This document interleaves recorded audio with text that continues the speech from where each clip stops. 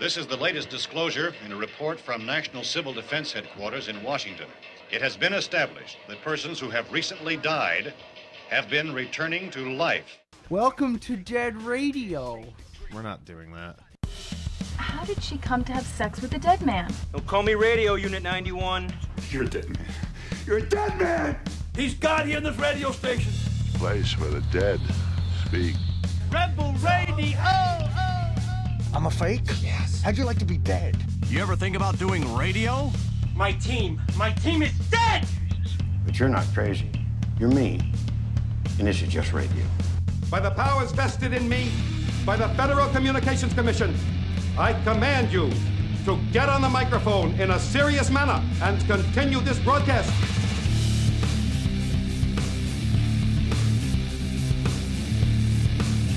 All right. I was panicking. I was trying to get my sticker off the sticker off the backing. You can never peel them off because I don't have any fingernails.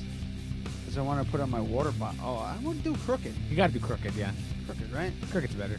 Yeah, because it would be crooked no matter what. At least that way it looks on purpose. Yeah, it looks like you did it on purpose. Right? There you go. That's the move. That's the official Dead Radio plastic water bottle. No more glass in the studio for me. Too much breakage? Yeah. I lost my privileges with glass. I thought you were going to say like you lost an appendage or something. I lost my... No. He's missing his gallbladder, but that's not... Yeah, that's nothing not related. Yeah. Gives us good content, though, because he poops himself a lot now. Sure. I would call that good content. It's very scary. Farting is like it's more of a concentration thing now instead of just a muscle reaction. Okay, you got to work to not. Yeah, you got to just be like, is this going to ruin my day? Cool. Or is this going to be okay? And sometimes you got to gamble. Sometimes you're in a situation where you have to gamble. Yeah. Well, hi, everyone. I'm back again. Episode 150, what did I say, 7? 157, yeah. Sitting next to me is, if you're a fan of the show, you know Frank McGinnis from American Film History. And this time you brought a guest. I did. Ryan? It is Ryan, and I'll say the last name so no one screws it up. So it's Stoutenberg. Stoutenberg? Yeah. I would have been fine with that. All right. Nice, strong German name. Yes? Dutch, close enough. All right. Fine. Same name. We're of the same people. So, what's up, man? How you doing? I haven't seen you in like a week. I know. I'm doing really, really well. Well, considering, like my best friend and his brother and you all work at the same coffee shop, I'd say that I do see you guys. Yeah. I should see you more often, but, Probably, but, you're not much of a... Are you a you're, coffee? You're Am a I much huge of a coffee drinker. guy? I'm a huge coffee guy. Did you try the Doghouse? I think so. I think that's what you had. It was incredible, yeah. So good. And honestly, and funny enough, I went to I was in Bennington, Vermont. Over, I work at a school, and we had spring break, and I took a couple days, and ended up going to Bennington, Vermont, to go on my old college campus for the first time in like 10 years. And while we were there, we stopped at a South Street Cafe, and wouldn't you know it, they have a guest roastery of the month or whatever, and it was Doghouse. Yeah, I think it was a different one. Yeah, but yeah, it's from Coffee Labs. Yeah, in Tarrytown. They're awesome. Yeah, fantastic place. Yeah, really good. It is really good. However, we got a new one coming in. Yeah, you'd almost think it was like a flavored coffee. It has so much like nuance. Oh yeah, absolutely. Like I swore there was hazelnut in there. No. But it's just brought out that way. Wait till you try the new shit that we just got. Yeah, can't really. Yeah, I can't like broadcast it or anything like that. But why not? Well, I don't know. I don't know like exactly what. And speaking of good coffee, Ryan S here is drinking. Yeah, a there really you go. Beautiful Classic 7-Eleven. Yeah. I don't know, house blend or something. I would take. What is that? I would take Green 7-Eleven Mountain? coffee over Dunkin' Donuts any fucking day. I probably would too. Yeah. I mean, I once made a joke to somebody who was like passing around on Facebook, like, free Dunkin' Donuts coffee if you're a whatever. It's like some kind of event they were having. And I said, you can make a free cup of Dunkin' Donuts coffee at home. Just steep a brown magic marker in hot water. Because that's essentially what it tastes like. It's fucking horrible. It is pretty terrible. My dad prefers that kind of like gas station terrible coffee made out of a bun coffee maker that's never been cleaned. Hey, man, I mean, it's like it captures all the nuance from all of the beans that pass that have through ever passed through there Yeah. since 1946. But yeah, I don't know, man. The general sort of palate for things like coffee is pretty unrefined, and I know I'm a snob for saying that, but what are you gonna do? No, I did a tasting. I did a coffee tasting today. At work? Yeah, at work. Damn. This new place coming in. I think it's probably we're definitely carrying their stuff. It's called Big Bang. Okay. And they're out of Christ, I forgot all the info on them. I should probably Good be stuff, better though. at that, right? We'll promote it next week when we actually have it at the shop. But yeah, we tasted three of their brews, and they were really good. It's really Right on. And when I was on the cruise a couple weeks ago, I was like, "Oh shit! Like that guy poured some legit latte art. Maybe I'll get a latte." Peak skill. And so the next day, it's like the next morning, I was thinking about getting a latte, and it's a very calculated thing for me because I'm going to pay for it if I have a latte because Yeah. I'm lactose intolerant. Yeah. And then I watched him make the latte, and I was like, "This fucking guy has no idea what he's doing. Yeah. He's just trained to do latte art. That is That's what all. that's He- all the they shot- care about." The shot he pulled was probably horseshit. 47 seconds. Oh God. Yeah. Whoa. 47 seconds on the shot, and then that shot sat there for 3 minutes before he poured the he set up the shot and walked away and made another drink. And then made a mixed eventually drink, came back. and then came back, steamed the milk, and then I was like, I'm not getting that. I'm just Yeah. not gonna. I'm not paying because I would have to pay for it. It's not included in like the free or like the drink package or whatever. Yeah. And they were like $8.99. When Matt used to work at Antonella's, and I would watch him make. Sometimes I would go in and I'd sit at the bar when he was working because we'd both be bored or whatever, and I'd watch him make a cappuccino or something for somebody who ordered it, and they just weren't trained. They just weren't trained. They were trained in steps. Yeah. But they were not trained like how to actually pull a shot and how to steam and foam. He and actually stuff. mentioned that pretty recently to me. I was just like, "Oh, so you knew how to do it?" He goes, "No, not at all. No. we just kind of winged it." I was like, "Oh, awesome." Yeah, that's the way. I mean, I don't know how it is now because there's been some changeover, but that's the way it is at BC Kitchen. Back when it was Baby Cakes, there was the bartender that worked there. She came in, she's like, "How do you do that?" And I was like, "It just takes a lot of practice." And she's like, "Well, what am I doing wrong?" I was like, "Probably everything." Did anybody show you how to make a latte? She was like, "Yeah, they showed me once." And that's it. And that's it. And they probably didn't know. Yeah. You follow the line of who taught them, and they didn't know. Anyway, we're talking forever about coffee. I know. I was just like, I'm going to let them talk about coffee as much as they want. Oh, before we get into anything, do you want a beer? No, the gas station coffee is just perfect for Just me. wanted to make sure. I wanted to be hospitable. I know he doesn't want one. So. Yeah, thanks anyway. The gesture is still appreciated. But if you had a root beer, on the other hand, I might take you. Did you want to talk about this real quick, or did you want? Yeah, to we just can do the thing. Let's do. Yeah. What are you drinking? All right. Well, let's do this. Just get this out of the way. It's what are you drinking?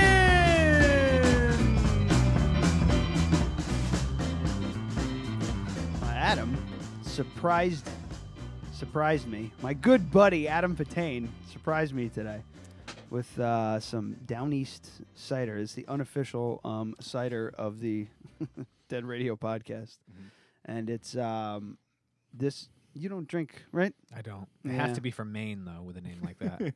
No, they're from Long Island, right? No. It says New England's something. Yeah, Long Island. I bet it's Maine, because Down We East don't is a even word know. they use It's in the Maine. unofficial. It's the unofficial. I thought it was Boston.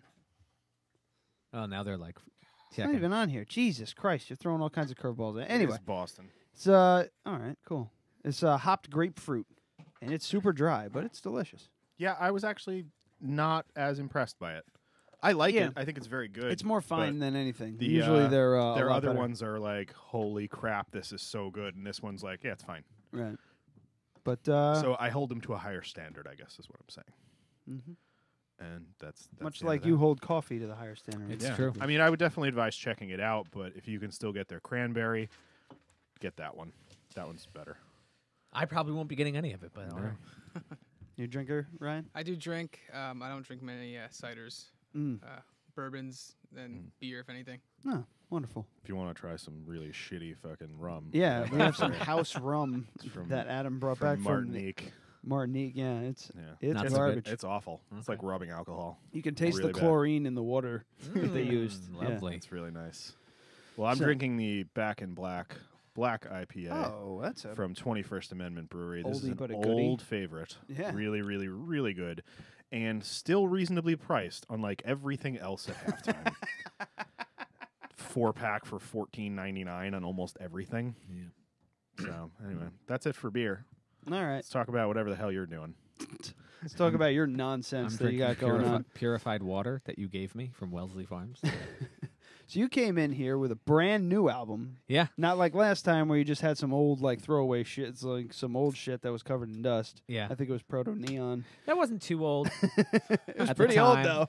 But now I got a totally new album. Yeah. Yeah. It's out this Friday. Yeah, it's out April 6th on Sub Family Records, That's which right. you are a part of it's like a cooperative type thing, right? Exactly. That's exactly Yeah. what it is. Just a bunch of us who had albums that were done, and we hated the whole game of label shopping, and we realized that it's pretty meaningless at this point. Kind of like, what Adam said before, that record label is you kind of just say, I have a record label, and you have a name and a logo, and that's about it. But so we just help each other out, pool resources. We all have different strengths, and we're just sort of seeing what happens. It's great though. But yeah, I think that's much better solution than because record companies, we all know, any musician knows that record companies are fucking evil for the most Pretty part. much. The big ones that ended up just becoming just demons, right? Yeah.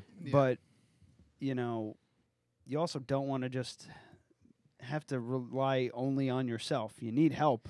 Yeah, it's really helpful to have help. Yeah. Well said. But yeah, you did the cassette thing. Oh yeah, of course you did. Oh yeah, my style. Oh yeah, and by the way, the album's called "Be Content with Your Light, Child." Yeah, very pretentious. Period and name. everything. Yeah. I forgot the period. Very pretentious. Love it. Yeah, it was. It's very. It's a complete sentence. Yeah. And punctuation wise is on point. So well done with Thank that. you. Thank you very much.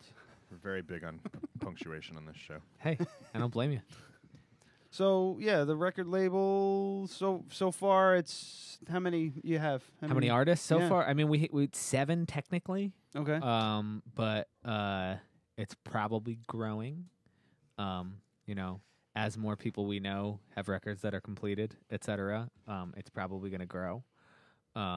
We are being a little favoritist and favoring friends, etc. People we've known for a long time that we know that we work well with, that we jive with, that are sort of on the same wavelength. But I tell you, as soon as you say the word record label, the words record label, like 35 people will contact you that day and be like, "Hey, I have a band." Yeah. And it's just like they will Sign just me. It's like they don't take a moment to like research and see like, how long have you been around? Are you really anything yet? Is it even worth me reaching out to you? You know, They haven't watched Airheads with No, Brendan they haven't Fraser. watched Airheads. If they did, they would know that it's unsolicited material. They would know that, and they cannot accept it. Yeah, trick question. Lemmy is God. I'm so glad someone got that. Oh yeah, I'm scared.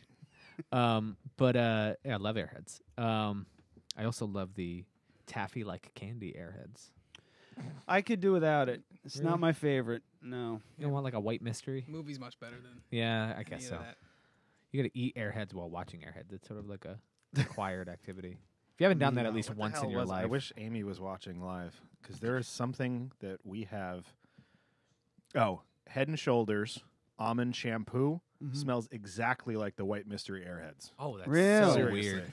Yeah. Did anybody solve the mystery? It's almond. It's almond flavored. I just solved the mystery. Weren't you paying attention? I'm actually. I Head read and shoulder flavor. Yeah, it tastes like shampoo. Honestly, I actually read somewhere, and I don't know how reliable this source is, but I did read that the point was not that it was a game like Dum Dums, like the lollipops. It was like you were supposed to guess, and there was a competition once or something. Apparently, for Airheads, it was that it was some amalgam of flavors. Yeah. That was supposed to be some kind of tropical thing, but it didn't taste like that. And they were like, "It's good, but we don't really know how to describe it." So I was put under the distinct impression that it's not like you're supposed to guess what it is. Yeah. They don't know what it is. Yeah, it's just that's a why they flavor call that's it. made up. It is the best one, though. It is the That's best my one. favorite one. So anyway, yes, I have an album coming out, and yeah, it should be out this Friday. There's a big record release show at BSP in Kingston, which is one of my favorite places to play in the Hudson Valley. I've been meaning to make my way out there because we've been to the Anchor a bunch, and I like that venue. Oh, the Anchor's great. It's interesting the way it's set up. Oh, yeah. But good food, good beer, and like just Very this good cool food, kind of area where the music is, where you don't have to be. Yeah, I've been in there. You know, it's great. It's cool, but I haven't been at BSP, and I hear it's fantastic. Great. It's really fantastic, and I know the guys that run it, and they just do a really, really great job. And I think they were a really big part of the whole Kingston Renaissance. And between that and the O Positive Fest, it was kind of Kingston's big shit right now when it comes to fun music, place. man. It's a fun place. There's a lot of stuff going on coming out of there and going away from there. Did it? Was it It wasn't Kingston that you and I first met. Where?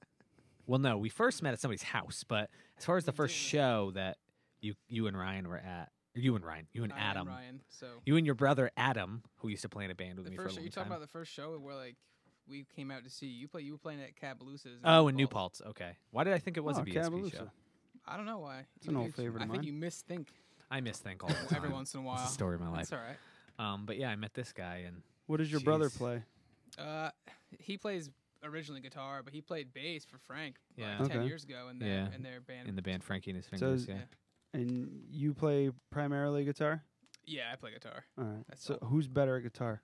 Oh man, say it. I'm on the air right now, so I'm gonna go ahead and say that it's him. Oh, that's so nice. Fucking liar. Oh, he's not gonna listen to this. Nah, he's a garbage guitar player.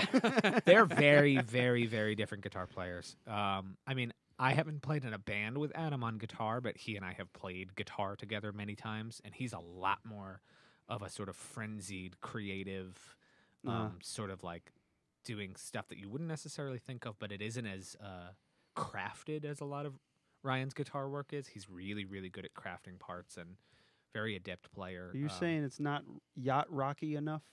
It's not yacht rocky enough. I needed my full Christopher Cross, Kenny Loggins kind of shit, and he just wasn't bringing it. So your newest title I just came up with today while I was just prepping for the show is the Prince of Yacht Rock. Thank you so much. Because it is a high honor. There's already a king. That's Michael McDonald. Right? Oh yeah. Solo McDonald is like or Steve Winwood. It might be Winwood. I mean, he literally. I'd like to see that knife fight. Back in the high life again, I actually, it's funny that you say that because I had like a tweet series on Twitter that was like. It was like Yacht Rock Hunger Game. It was like some kind of thing where it was some kind of Yacht Rock like Beyond Thunderdome situation where they're fighting in a thing, and I was coming up with names of like all that stuff, and the only one I remember was Christopher Crossbow, and so he's like a wrestling character. Yeah. But I wish it was called the Smoother Games. That's what it was. That is much better. So look up on Twitter at if you look up on Twitter at American Film H. I think those tweets are still up there. That's funny. Smoother Games. It was hashtag Smoother Games, and it was all these yacht rock like fighting names. I love it. Yeah, that term has stuck with me since the moment you said it. I can't get it out of my head. Every time I hear Steve Winwood play at the coffee shop, I'm like, oh, yacht rock, nice. I guess it was Phil Collins too pops up. Totally, and like totally. Way post Genesis. Yeah, totally fits in with that. Just whatever like wealthy white guys would have played on their yacht in the 80s or would have been fits in. But that really came from the producer of the album, Jeremy Backoff, and we were making shout out to Jeremy. We're making this record, and he joked around saying it was neo hipster yacht rock. That it was like, wow, it was like that kind of sounded like he wanted that to sting. Yeah, but you were like, nice. No, I was like, hell, fucking yeah. It's like a classic hipster. You're like, yes, I like post neo hipster yacht rock. Yeah, it's like after what came from that, it's influenced by it, but it's a new level. And it's like it doesn't sound anything like it. It's mostly screaming and banging on a keyboard with a fist. Usually when it's post something, it doesn't sound anything like the original genre, and it makes you wonder why it's called that. But I still don't understand it. Talk about the album, making it and everything. I know, like, this is my favorite thing, is that we got a first taste of Awfully. Yeah, you did. Which I really enjoyed that song. Thank you. And The Golden Mean is available to stream on Bandcamp. And it's on Spotify and all those Apple Music and all that stuff. I really enjoy that. I like the little kind of... you've played it at open mic, I Oh, believe. yeah, that definitely. Dun, dun, dun, dun, Yeah, exactly, yeah. That little part just really makes it Oh, fun. nice. You know, Thanks. I love that. Thank you. It's the little things. This one, however, love stories don't move me anymore because life is heartbreak. Harder than heartbreak. Harder than heartbreak. Yeah, man. Makes me just hate you in a little bit. Okay. Especially because there was no metadata on the CD and he had to type it in. I had to type all that in. I'm like, this piece of shit is going to have... Well, before I even looked at the back, I'm like, oh, he didn't have any metadata. I got to type it all in. I'm like, oh, I'm going to flip this over. And there's going to be like 2 or 3 that are just long-ass long song titles. And I'm like, son of a bitch. I actually, it's funny that you say that because I vaguely remember when I was making those CDs, they like asked me about it. And I think I remember being like, no, I don't. And I should have just said yes. Oh, for the metadata? Yeah. Yeah, they charge you more. If you're using, maybe that's what it is. If you're using who I think you used, because like your packaging looks very similar to Francis Dean's album, and that's who we're probably going to use. Yeah. It is more. It's like $50 more. And I think that's why I didn't do it. Yeah. Which, why would you? Yeah. And I figured if they like the album enough, they'll type it in. They'll type it in, or like a lot of people aren't necessarily like the people who are going to buy the CDs is because most of my demographic are like people in their early to mid 30s who drive leased Toyotas. Yeah. So it's like, so they're going to put it in their CD player. Yeah. Yeah, that's a long song title. I used to do long song titles all the time. I love it. I think it's great. I think the funniest titles are always the ones that are just so long that it's obviously a joke. Yeah, yeah. And he hates them. Which is interesting because that song is very much not a joke. It's a very, very heavy song as far as the content. But you know what should happen though if you write a song like that long of a title, it should be required that like for set list and stuff you have to write all of it out for all of us in the band. Yeah. And then you make get over think fucking twice. Yeah, I'm not doing that ever again. Get over that shit real fast. We just call that love stories for short. I think you talked about that song in the interview. I'm not sure if it made the final cut though. Okay. I could have made that 2 hours. Oh yeah, right? Totally forgot about that. Adam did a little we talked documentary like crazy. It was hard to pick what parts to use, but I think the 3 clips that I picked. I think really, you did great. Yeah. We were psyched. Yeah. So how about you explain it? Well, for the label we wanted to do a video series for each artist that has an album coming out, just spotlighting each artist, and we call it Subfamily Presents, and we're going in order of releases. So first was Mark Donato, who just put out an album called At the Literal Crack of Dawn. Yeah, they put the video live today. Subfamily Presents, the series is called. Yeah, so the second Dead Radio podcast. Yeah, second one was me being interviewed by other Subfamily mate John Burdick, just about the making of my record, and we got into some pretty deep stuff. We talked for quite a friggin' while, and because we're both really, really talkative guys. Then you're accosted by a homeless man. Yeah, a homeless guy came in, and you almost knocked my camera over. Yeah, it was interesting. And I screamed at him, told him to get out. He leaves, and then 10 minutes later, he walks up to the door and yells through the glass, "Can you spare any money?" Oh God! I'm like, I'm the person that just kicked you out. Yeah, big shout out to Kevin. Yeah. Yeah. So yeah, that video just went up. If you go on YouTube and look for Subfamily Records, you can find the videos there. You can subscribe and all that stuff. I subscribed. Thank you. But the video was made by the oh so talented Renaissance man himself, Adam Patain. Yeah, I think it came out pretty good. I think it came out great. I mean, the quality is spectacular. I've learned a lot since then. And it was seriously 1 week later, one of my favorite YouTubers put out a tutorial video that would have saved me 2 hours. Ah, damn. 2 hours. Yeah, I know. You were telling me about it.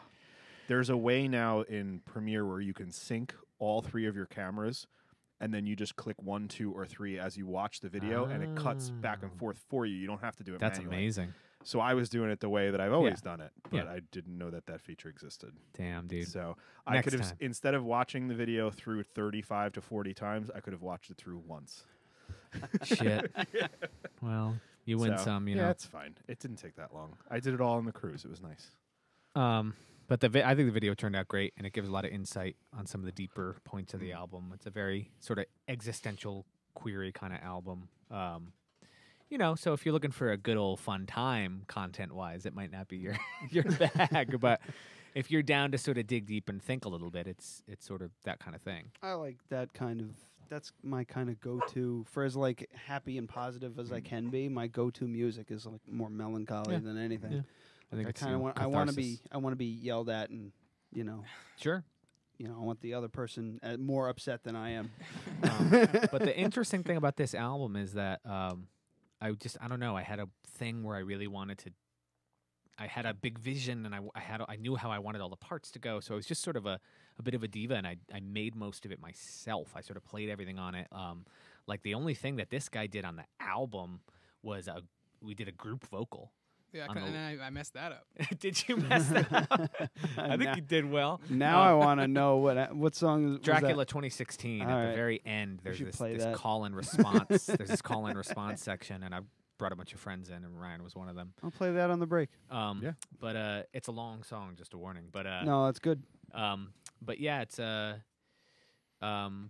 But I'm looking forward to sort of reestablishing how we do things next time around, being much more collaborative, just sort of seeing what happens like a real band. Because I trust every musician that plays with me right now. I think is spectacular, and they all have really good instincts. And Ryan makes unbelievable music himself.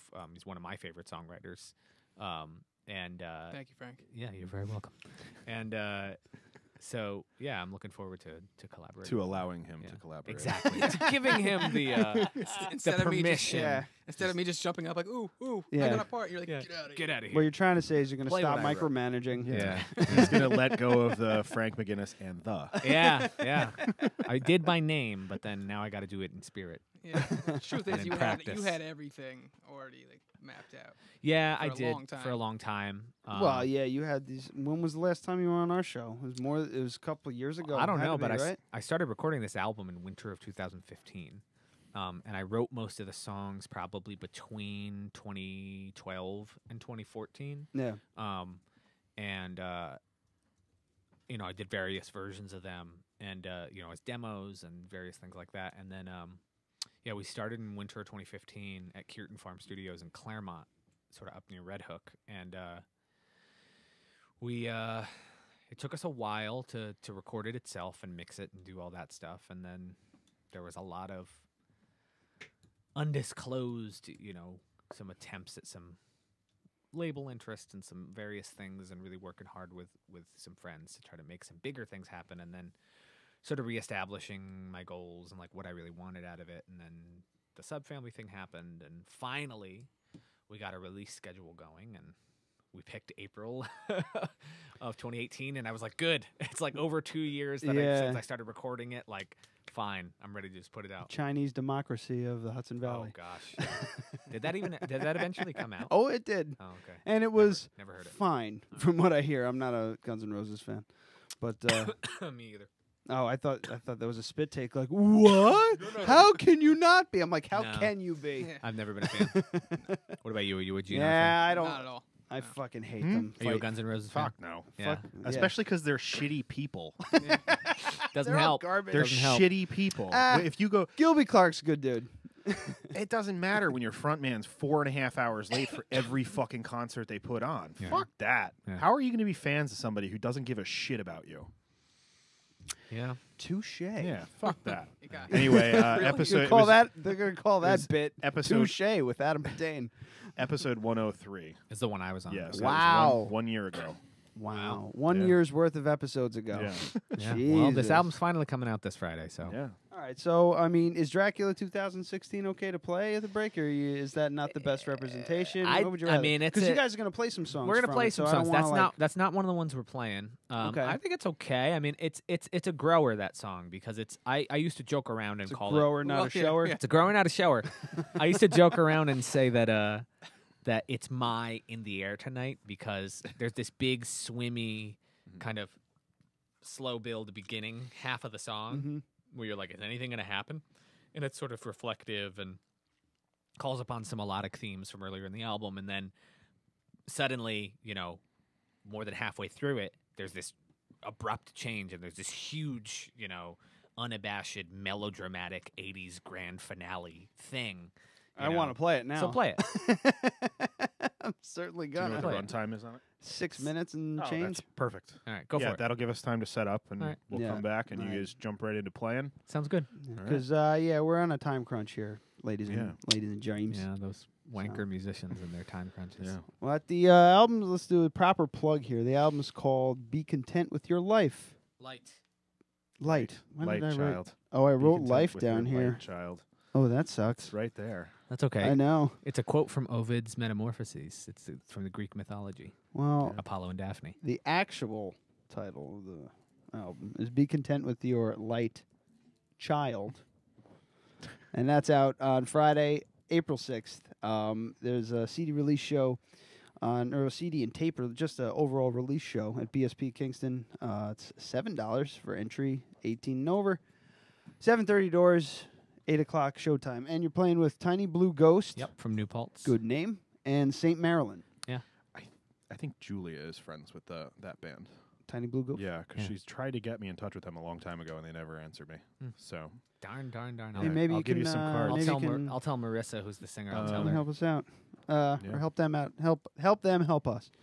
Facebook.com/American Film History, AmericanFilmHistory.bandcamp.com, and also Facebook.com/SubFamilyRecords and SubFamilyRecords.bandcamp.com. Yeah. We'll have you do all this stuff, and we'll put it in the center in the beginning of the Nice. download thing. So we'll do, okay, this is Dracula 2016.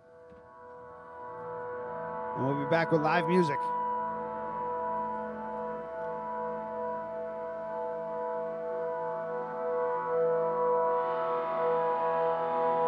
You took an oath to be someone, so wash your hands and go.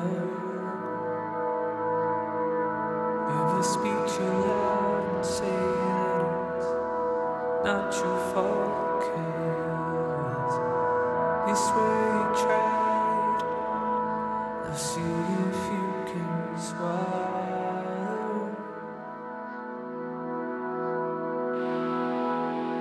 Somewhere in the back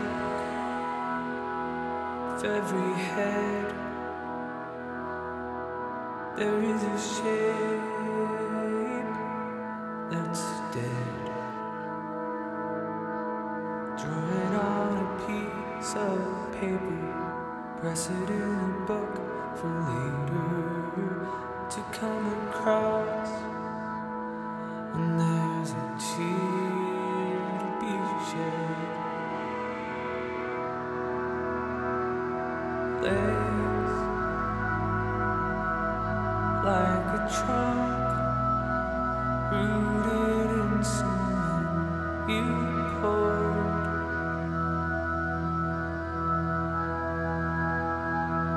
Go ahead and hide your spade hands in your pockets before they see you.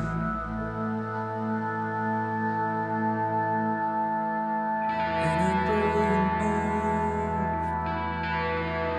of every star, I'll cash a check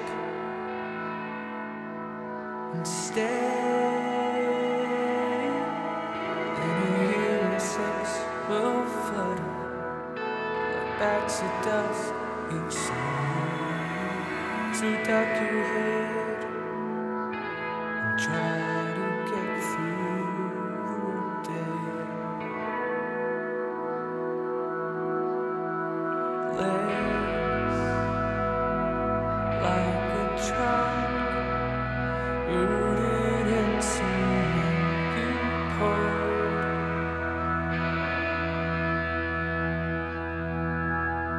Go ahead and hide your spade hands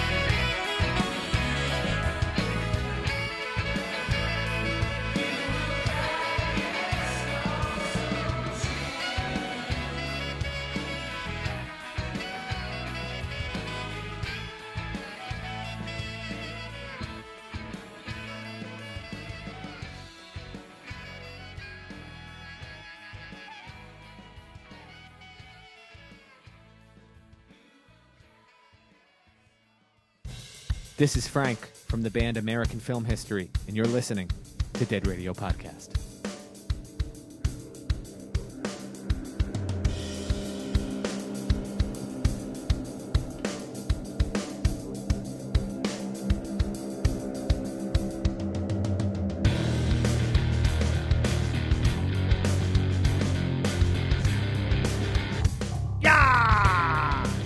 Did we do this last week?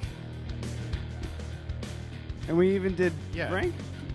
No, I don't think we did Frank. It wasn't. I have no idea. It wasn't the Frank one? I don't know. I was like in the middle of something. So, I think we did. For those watching on the YouTube, sorry if the camera's in the way, but it's more important than you. All right. So, yeah, if you're just joining us, we got Frank McGinnis from American Film History with his bandmate, Ryan, what was the last name? Stoutenberg. Stoutenberg. I was close. Yeah. Very close. Yeah, so we're going to be noodling. Oh, I got to check your thing there.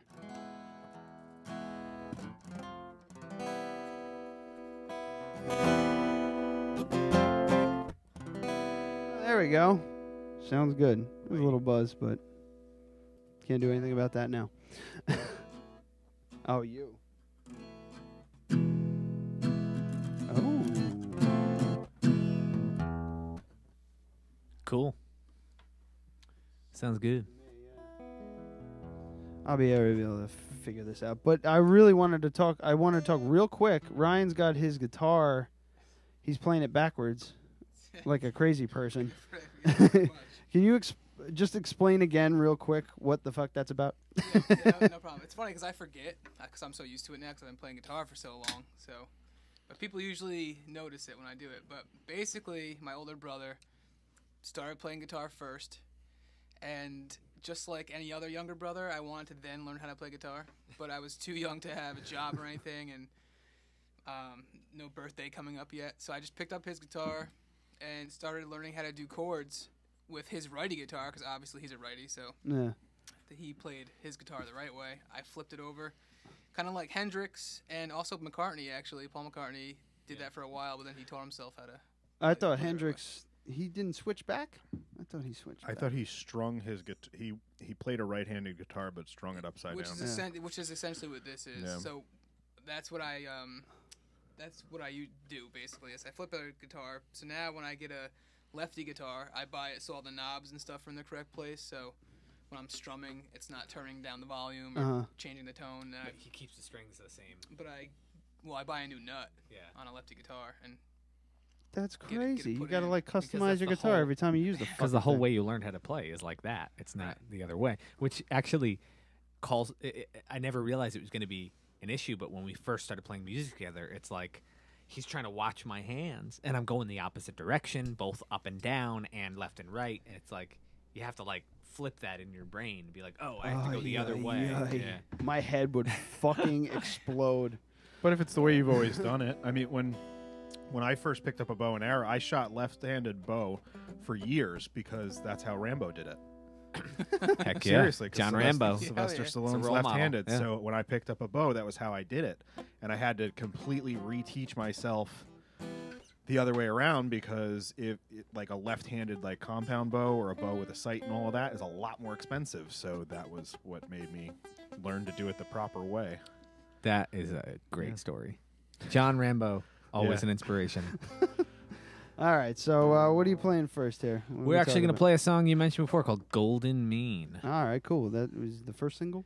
Yeah, that was the first single. It's available currently on Spotify, Apple Music, Bandcamp, all that stuff, Google Play Music. So you can find it if you search American Film History, and be sure to follow us on those platforms. Oh, shit. All right, quiet on set. Ready? So right when you come in. Ready? 1, 2.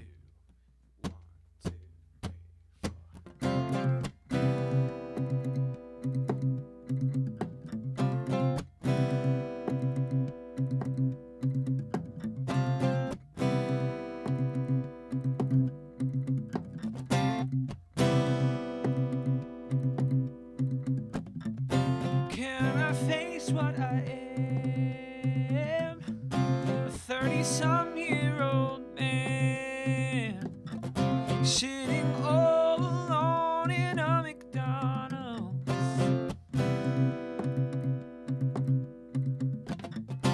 This is just how things are. My $1,500 car, skipping my class at the community college. Kid, cut this shit. You're alright.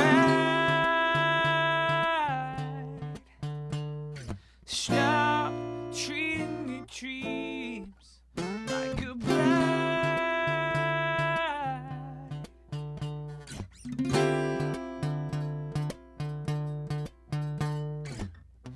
Take a look at your home, day to day, and your phone. An application full of good companions. So what the fuck do you want? A marquee and a brand new phone, all the name of molding strangers into loved ones. Kid, cut the shit. You just fine, 'cause you get to do what you like all the time.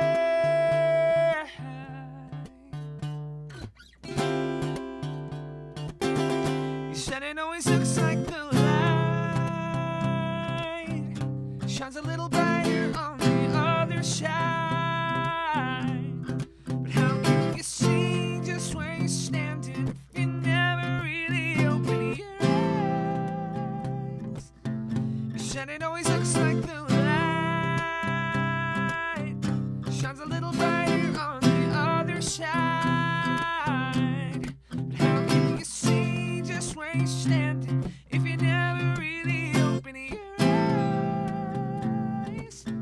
You said it always looks like the light shines a little brighter on the other side. But how can you see just where you're standing if you never really open your eyes? You said it always looks like the light shines a little brighter on the other side. But how can you see just where you're standing if you never really open your eyes? Wonderful. Wanted to make Thank sure you. I had a lot of space. I got a Yeah, habit of we've going, learned- yeah, like as the fucking Yeah, then ruining my video, ruining our ability to put it on an album.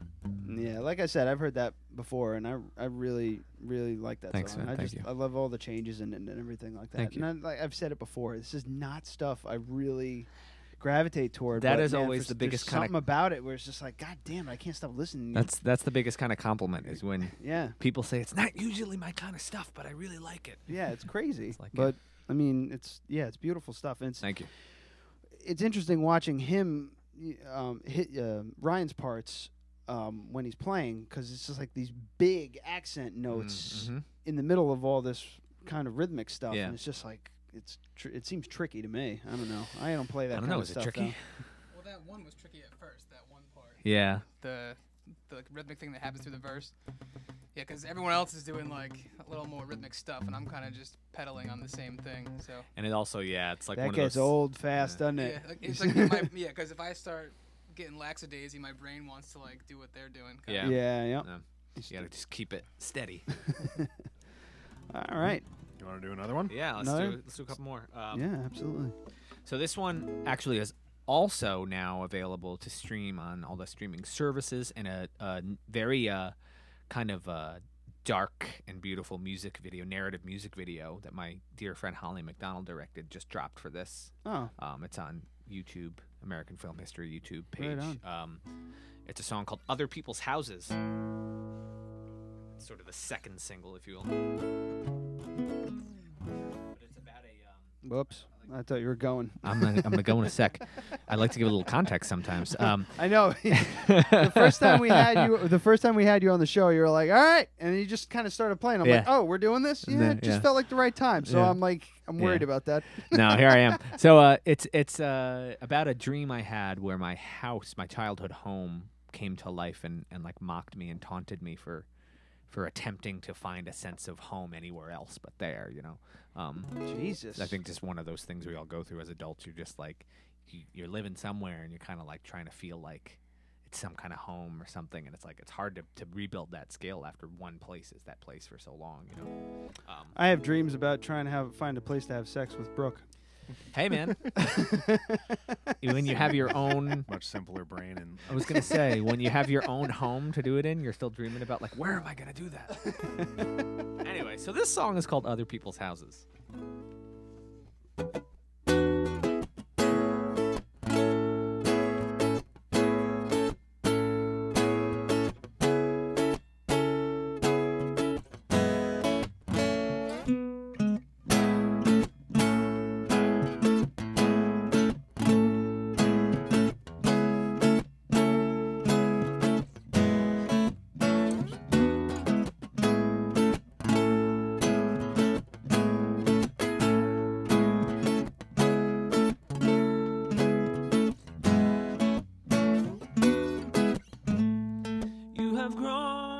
Out of me, I smell a little bit stranger every night.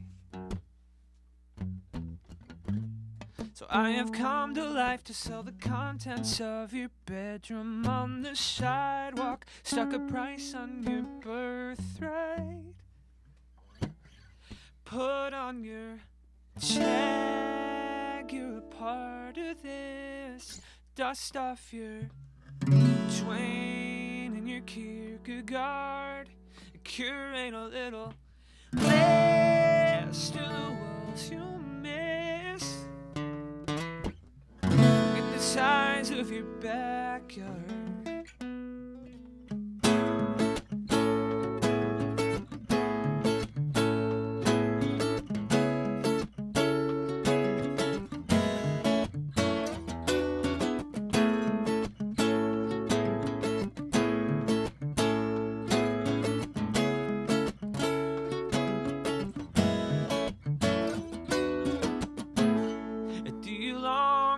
When you sleep under other attic sounds, when you visit us, will you still know what I hide beneath my floorboards like a Frank Capra bloodhound? Put on your spurs, you're a part of this. Dust off your Wayne and your Morricone, burn all those pics to the roofs you miss. Never say the word home. Daydream about a house that you passed today. Draft up a different childhood inside of it and try desperately to feel like you did when you felt that way. When you woke up in my respite. So stay out or I'll haunt you. But on your way out, make sure a little bit of blood is left for me. So stay out or I'll haunt you. But on your way out, make sure a little bit of blood is left for me. So stay out or I'll haunt you. But on your way out, make sure a little bit of blood is left for me. So stay out, just stay out.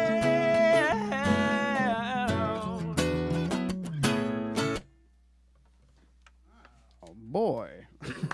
Thanks, guys. Thank you. Well done. Thank you. I think that one I heard too.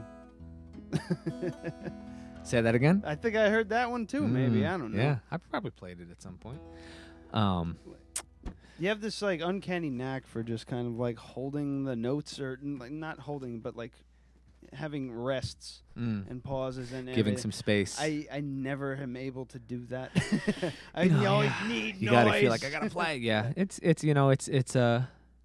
I study a lot of other musicians. Yeah. I listen to a lot of musicians talking about their craft and stuff, and there are a lot of theories about what works best and what doesn't. You just got to go with what moves you at the time, I guess. Yeah. We have time for one more song? Absolutely. That's totally up to time you. for as many as you'd like. You're the one who's got to leave. Yeah, I know. You have to outdo Such a weenie. You have to outdo NCM, who brought in an entire like hour-long set list. Oh, gosh. He wanted to do a whole show. Yeah. He was plugged into the amp, everything. He's just going for it. Hey, man. Right on. This place, Right on. It was so loud down here. Yeah. I've definitely played in some bands that were pretty loud in my time, but this one isn't nearly as much about the volume. Maybe the next record, but we'll see. Oh, shit. Yeah. Frank, there's some American film history death metal album. Death metal album. That's exactly what I'm thinking. I did play in a post-grunge sort of band once, though, with Jesse Alexander of Battle Ave. He was the drummer. Anyway, sidetracked. This song is also on the album. This one was actually out on the Subfamily Records compilation, SFR 101, which came out back in December. You can find that at subfamilyrecords.bandcamp.com, but it's also on this album. The song's called Gut, and it is about how, as an adult, I've sort of stopped believing in such a thing as certainty. Like, I think that it's a very comforting idea that you could possibly be 100% certain about something, but I kind of think it's bullshit. I sort of went through a phase where I was establishing that, but also asking, well, yeah, but if it's cozy and it gets you through the day, then maybe it's the way to go. So this song's called Gut. Wait till the gut's an empty place. Say a thing or two and see if it feels like outer space.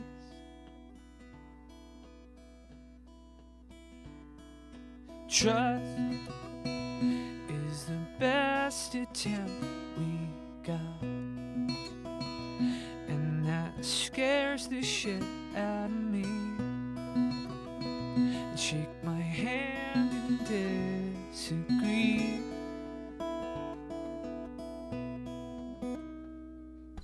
Hey, is there an easier way to do this? Okay. Is there a prettier way to do this?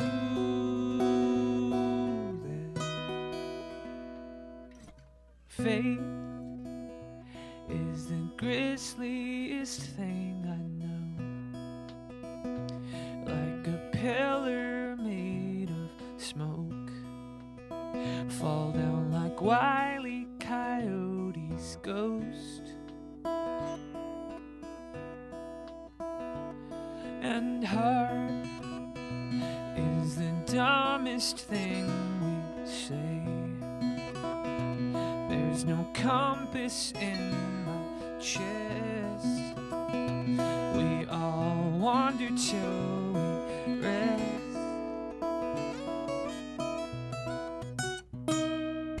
Hey, is there an easier way to do this? Okay. Is there a prettier way to do this?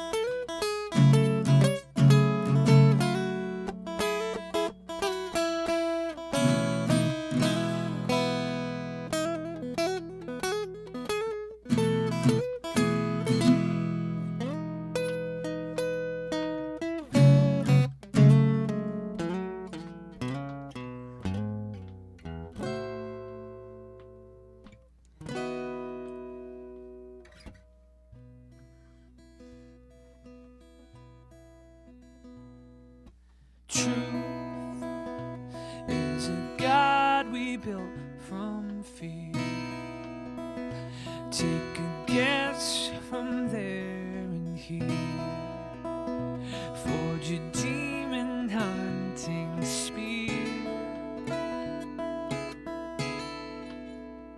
So hey, is there an easier way to do this? Okay. Is there a prettier way to do this?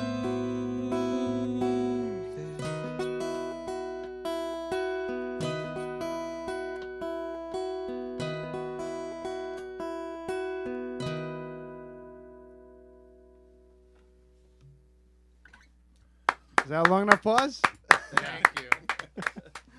Well done. Thank you. Awesome, man. Just like watching my camera overheating. And it won't shut off. It has like this temperature sensor in it, and it'll just stop recording if it overheats. But yeah, I wanted it in crispy 4K. Crispy 4K. Sounds good. Oh, I want to eat some of that crispy 4K. Yeah, man. Lyrically, that's a big thing for me, especially lately. It's just like, if the lyrics aren't on point, it just it freaks me out. I can't listen anymore. You know. Thanks, man. I spend a lot of time on the lyrics. You know,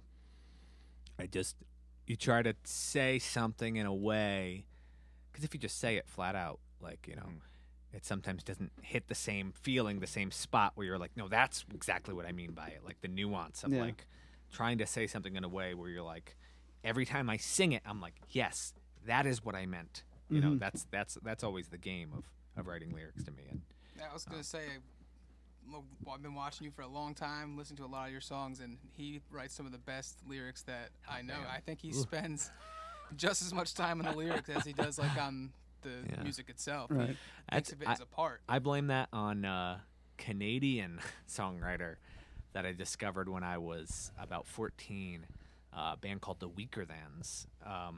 The only way you'd know any of their songs is the weirdest thing is that, and I know this because every now and then my gal and I, it's like it'll be like a Friday or Saturday night, like late at night, and it's like, oh, we just want to like put some kind of movie on in the background that's just like really, really stupid and like really just like sort of insipid and irreverent, and so like something like a Judd Apatow type thing or whatever, and we hadn't seen The Wedding Crashers in ages, and we were like, oh, classic. I mean, it's classic.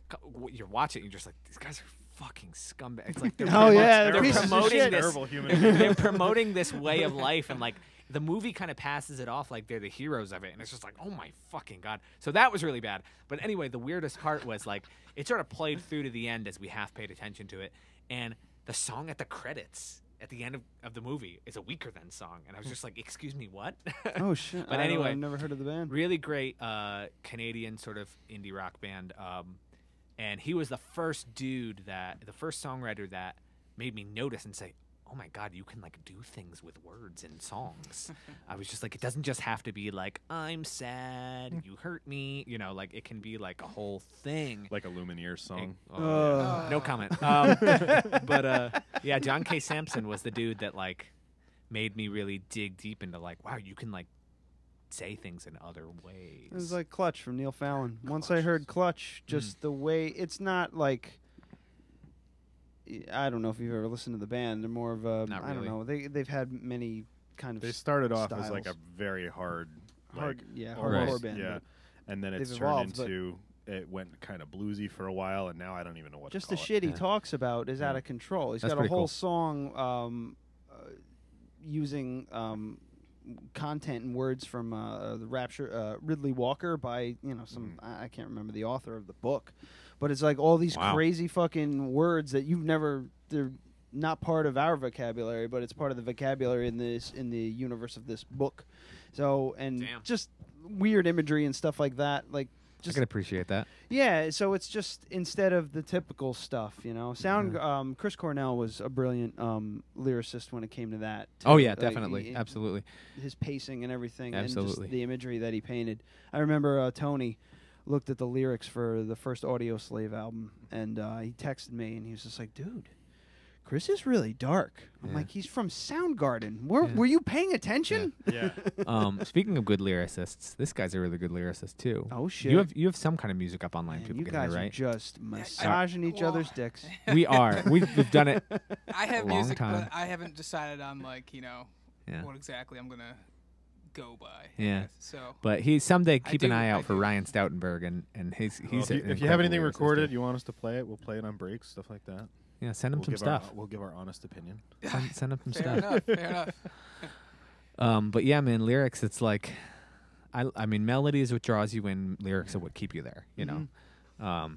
So you just gotta. I like to put in the time. You know, I just can't. I mean, hey, this album, Be Content, which is what I call it for short. There are no love songs on it. I haven't written a song about, you know, romantic relationships, and I don't even know how long. Spoiler alert. Spoiler alert.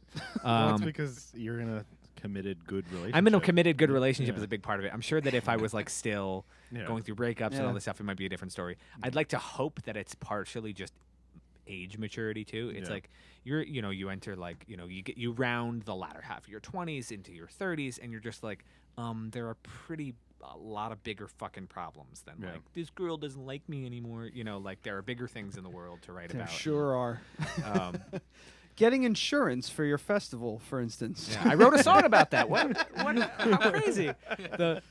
The seventh track is about that. No. But yeah, so if you're, you know, this is definitely one of those records that if you take the time to listen closely, you'll probably, hopefully, you'll find yourself thinking a little bit. You know, I definitely spend a lot of time on what I'm saying on it, except for the song Apollo 2010, which has no words. Oh. Spent a lot of time on that one. That's the one you don't rip. See, the funny thing is, like with Francis Dean, rest in peace. We had them, and they're like, "Yeah, that's just pretty cool." It was just we thought it was cool, so that's the song now. I'm not one to judge. I'm not one to judge anybody's methods. I like their tunes a lot. Well, a lot of their stuff was a lot more involved, but it seems like we picked every song. Like they have 2 EPs. Our favorite songs were the ones they were like, we didn't work on those at all. Yeah. That's the way it always goes. Slapped it on the fucking record. The way it always goes. You know what? I'm surprised that I didn't get the question about, and I've done, you know, a few of these sort of things. Is nobody's asked me about the years in the title yet. Oh, I wanted to. I was planning on it. It came up before. Yeah, and I just especially because like. I got lost in your eyes. You see what it's Dracula 2016. Yeah. It just makes me think of that awful movie Dracula 2000. Oh God, with like Gerard Butler. It's fucking awful. What a hunk of garbage that was. I saw that in the theaters. It's pretty bad. No, Vitamin C. He's like in fucking that pop space. singer was in it. Well, I mean, I tell you, it's sad stuff, sadly, but so going in reverse order. 2016 was the year I turned 30. And it wasn't so much about turning 30 as like just assessing like what the hell I'm doing and what my goals are anymore. And then 2007, sort of going way out of order, was the year that my dad was diagnosed with stage 4 throat cancer. And then 2010 was the year that he died. And there's a lot of like, you know, there are lines in there about like, him saying something to me like, I'm not going anywhere. There's still too much I have to see you do. And then like getting to that, like I'm about to turn 30 in Dracula 2016.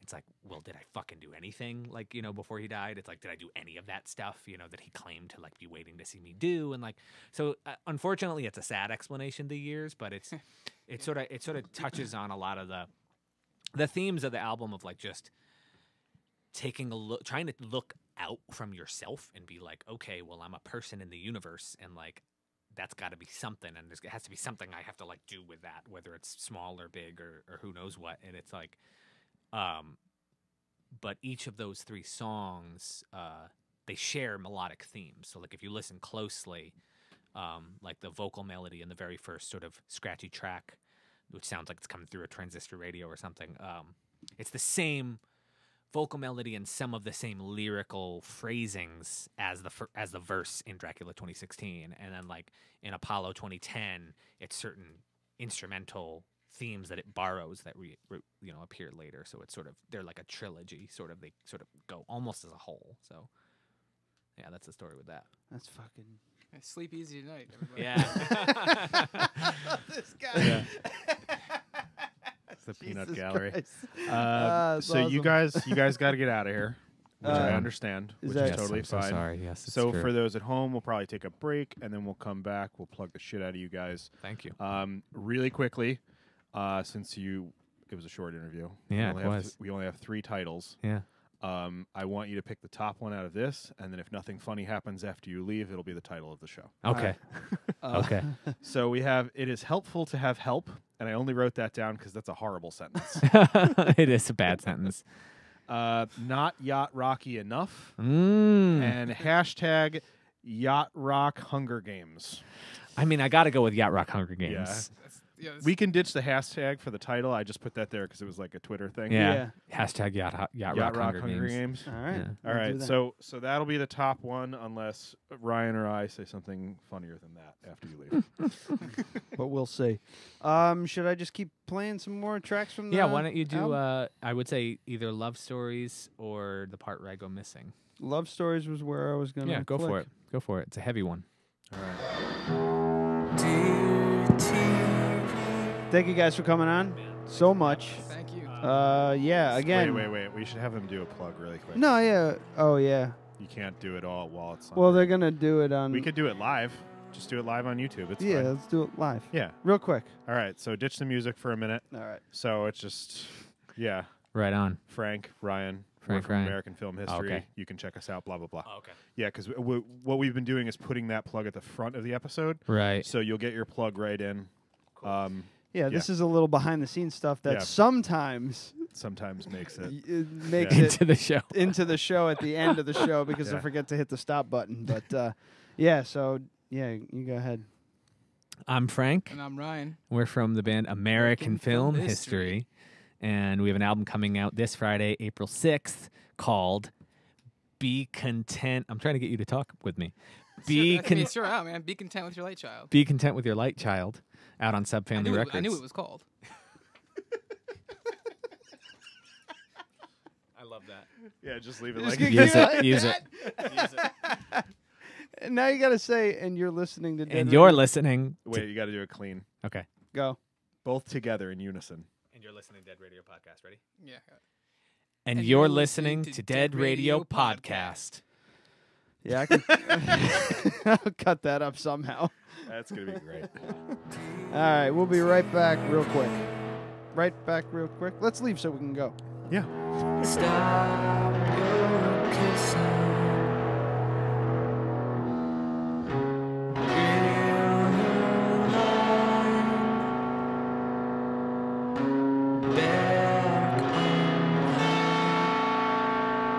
I'm so sorry that I don't believe in heaven.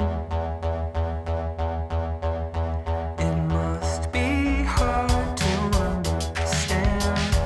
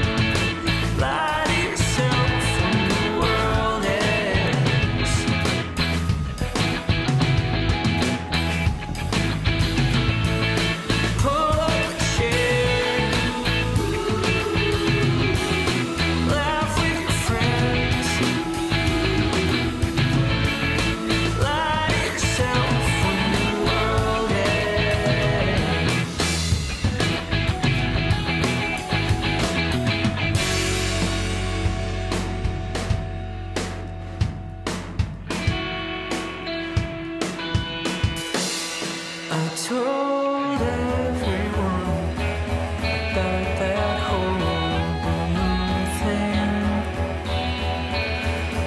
I needed something to impart, a symbol of my shredded heart.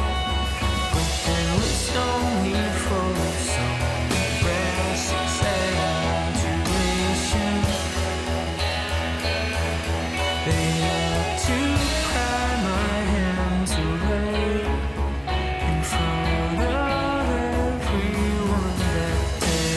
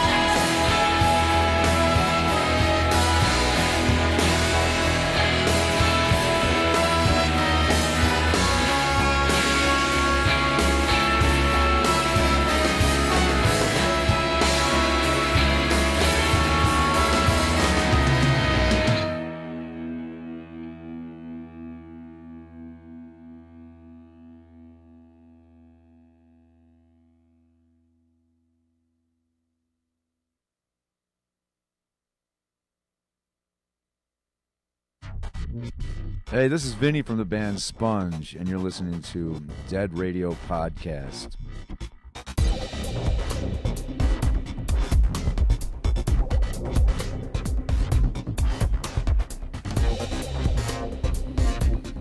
All right. Still makes me very happy. Oh, yeah. If we don't do anything, at least we did that. Yeah. Poorly. Me. Well, mediocrely. Mediocrely. Let's write that We'll down. just hashtag that. Well, welcome back, everyone. Curtly. Mediocrely. I think there's got to be a Y or an E in there. Yeah, there you go. Mediocrely. Mediocrely. Hashtag Perfect. that. Get rid of that hashtag. Anyway. Get any more white chalk? Prefer white chalk. Yep. Definitely. Got to go with white. Lily White. I need to clarify that dream thing that I mentioned before. Yeah, I dream about... It was weird, and everyone looked at you dreaming like, about that my- was kind of strange. Let's just move on. Yeah, he's had this really insightful thing about, the song, what was it, Other People's Houses, and his house yelling at him, berating him. But I honestly did have a dream last night where I was with Brooke, and we were, like, in public, and we were trying to find a place to have sex. Uh-huh. And I was... Something that she would never do. Yeah, well, she's told me she's had dreams of that before. Yeah. And I guess it just, like, leached onto me or whatever the hell. And leached onto you or latched on? Latched onto me. What did I say? Leached. I said leached. Okay. I want to try some of that fucking shitty rum again. Anyway, you don't need me to pour it. No, maybe you do. Tell your story. But yeah, it was dark. I can't like recall any kind of like where I was or anything like that. But it was just us just running around trying to find a spot. We'd start having sex, and then we'd have to move. Like I wouldn't see anybody in the dream, or nobody was there. God, I can smell it. It's fucking awful. But for some reason we had to move. I mean, and the worst part about it was I was like half hard the whole time, like semi hard. Just like mushing it in there. Yeah, like mushing it in there.